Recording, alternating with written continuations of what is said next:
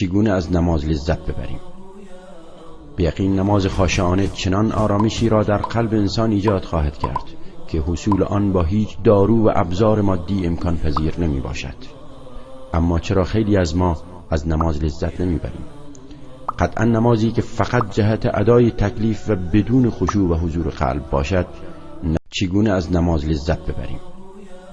چگونه از نماز لذت ببریم؟ به یقین نماز خاشعانه چنان آرامشی را در قلب انسان ایجاد خواهد کرد که حصول آن با هیچ دارو و ابزار مادی امکان پذیر نمی باشد. اما چرا خیلی از ما از نماز لذت نمی بریم؟ قطعا نمازی که فقط جهت ادای تکلیف و بدون خشوع و حضور قلب باشد نه تنها هیچ تأثیری بر روح و روان نخواهد گذاشت، بلکه آن لحظه بسیار سخت و دشوار سپری خواهد شد.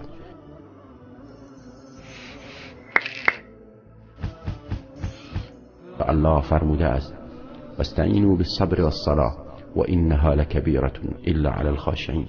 و از شکیبایی و نماز یاری بجویید و البته آن جز برای خاشعان بسی گران است. مهمترین عضو بدن که در این زمینه نقش کلیدی ایفا می کند قلب است.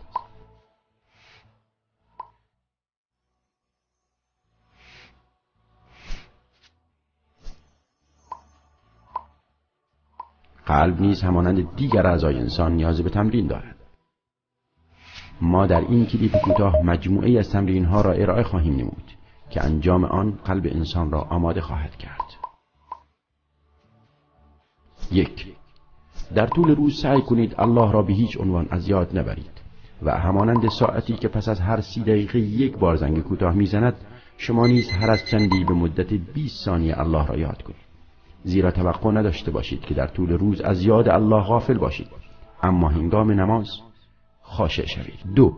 پیش از نماز نجاست و آلودگی ها را کاملا از بدن خویش پاک کرده، لباسی آراسته پوشیده و بدن خود را معطر کنید. زیرا تحقیقات روانشناسی نشان می‌دهد تمیزی بدن و بوی خوش تأثیر مستقیم بر روح و روان انسان دارد. 3.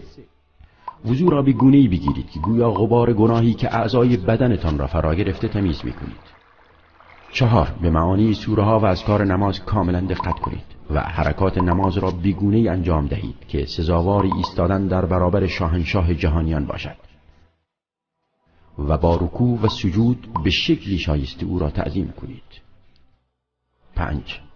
تصور کنید که مرگ شما فرا رسیده و تنها 10 دقیقه اجازه دارید از این دنیا برای خود ارزنده ترین توشه را بردارید.